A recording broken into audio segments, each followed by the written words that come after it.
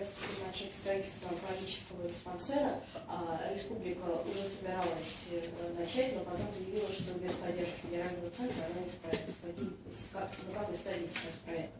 И второй вопрос, что сейчас происходит с проектом строительства моста через Лену.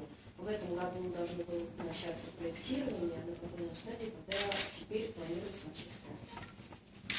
Мы этот вопрос достаточно серьезно занимаемся и ставим перед федеральным центром по одной простой причине. Во-первых, это очень высокотехнологическое медицинское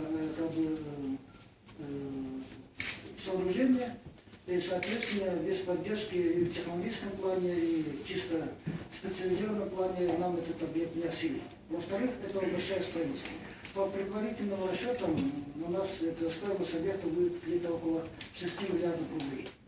И в-третьих, сегодня мы все-таки добиваемся этого вопроса в связи с тем, что все-таки больные они у нас если появляются, а ездить людям лечиться в центральные регионы Российской Федерации очень накладно.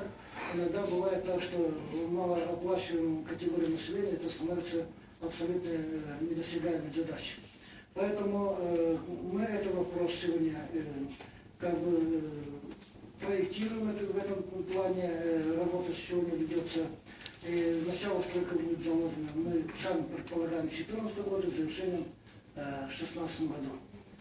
Этот вопрос поставлен перед руководством Министерства здравоохранения Российской Федерации и работаем. Но, с другой стороны, мы, кроме онкологического центра, решаем и другие объекты. В частности, начиная с 2014 года вообще будет строиться перинатальный центр детский, который уже обговорено и определено программным подходом Министерства здравоохранения Российской Федерации, не говоря о тех объектах, которые мы сами строим. Что касается моста через реку Лену, это тоже вопрос решенный. Распоряжение правительства Российской Федерации вышло на конституционном соглашении, которое будет выставляться на конкурсе в третьем квартале 2013 года. Это начнется и проектирование начала строительства объекта. Срок 5 лет. Объект очень большой, уникальный, в таких условиях в мире мост еще не построен. Поэтому придется очень много позаниматься и специалистам, строителям и так далее.